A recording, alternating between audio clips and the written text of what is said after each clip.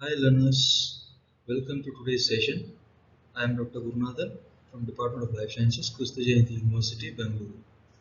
Today, our topic of discussion will be on overview on hypersensitivity and its classification.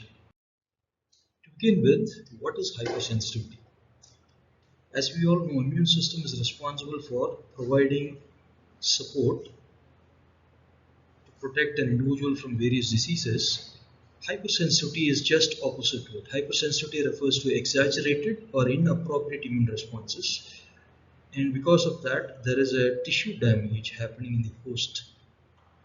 As you can see here, hypersensitivity causes a lot of pathological effects. Instead of protecting the host, it is damaging the host.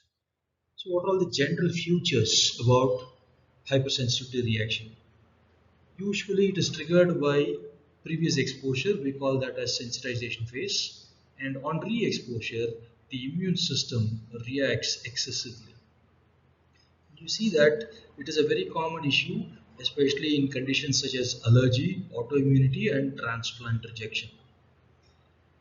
Moving on further, when you speak about the pathogenesis of hypersensitivity reaction, there are two phases in which hypersensitivity is seen in individuals. The first phase is called a sensitization phase, where initial exposure to the foreign particle is happening and the immune system of the host recognizes the antigen and memory cells are formed by the end of that process.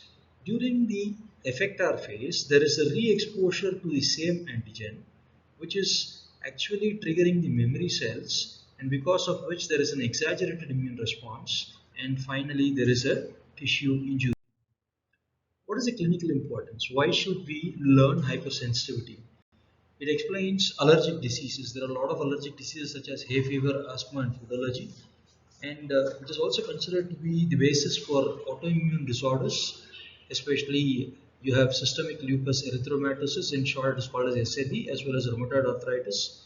Similarly, if you are studying about graft rejection, this plays a very vital role. Likewise, it helps in diagnostic tests to detect whether a person is suffering from hypersensitivity reaction or not. Similarly, in order to design therapies to treat people who are suffering from hypersensitivity reaction, we require knowledge on hypersensitivity.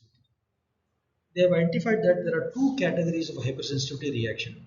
Especially the adaptive hypersensitivity is classified into immediate hypersensitivity, which refers to the humoral arm of the immunity, where the majority of the molecules that are involved are antibody molecules. And in case of delayed hypersensitivity, this refers to the cell-mediated immunity or the cytotoxic cells which are involved in causing the reactions. And a common classification which is widely accepted is called as Coombs and Gell classification, which was introduced in 1963 by the two scientists, and they have classified all hypersensitivity reactions into four types: the type 1, type 2, type 3, and type 4. Moving on, with this classification of hypersensitivity, it is still widely used in immunology and clinical practice, and it has become a foundational framework for understanding allergic and autoimmune diseases. Even though there are several other classification systems which has been introduced after this system is still a very popular system. And what about the different types that we are speaking? So when you're speaking about type 1 hypersensitivity reaction, it is an immediate hypersensitivity reaction, and the major mechanism is involvement of IgE antibodies, and these IgE antibodies have the ability to bind to mast cells and basophils, because of which they are triggered and they are undergoing the process of what is called as degranulation, which releases histamine and other anti-inflammatory molecules. Because of this, there are a lot of impact on the host cells, and the onset happens within seconds of exposure to the antigen, sometimes even minutes. And typical examples are asthma, hay fever, anaphylaxis, and food allergies. Moving on with type 2 hypersensitivity, this is also called as cytotoxic hypersensitivity. And the major antibody molecules which are involved in this reaction is IgG or IgM antibodies, and they have the ability to bind to the cell surfaces, and they activate either the complement system or they activate the process of antibody dependent cell mediated cytotoxicity, which is called as ADCC. And in this case, the onset is usually happening between minutes to hours after exposure to the antigen. And typical examples of this hypersensitivity type is hemolytic anemia, transfusion reactions, and good pastures syndrome. Moving on with the third hypersensitivity reaction, which is called as immune complex mediated hypersensitivity reaction. This is mainly due to the antigen antibody complexes which are formed in the host cells and they deposit in various tissues. And because of this, complement activation happens and further inflammation and tissue damage is commonly occurring. As far as this hypersensitivity is concerned, the onset is happening within hours, and typical examples include serum sickness, rheumatoid arthritis, and systemic lupus erythematosus. Moving on to the last type of hypersensitivity reaction.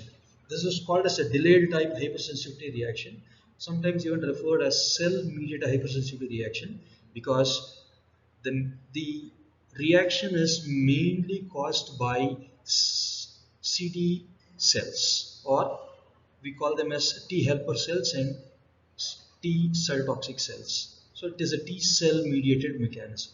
And because of that, you see the T cells release cytokines, and these cytokines are further recruiting macrophages to the site where the T cells are releasing the cytokines and further tissue damage occurs.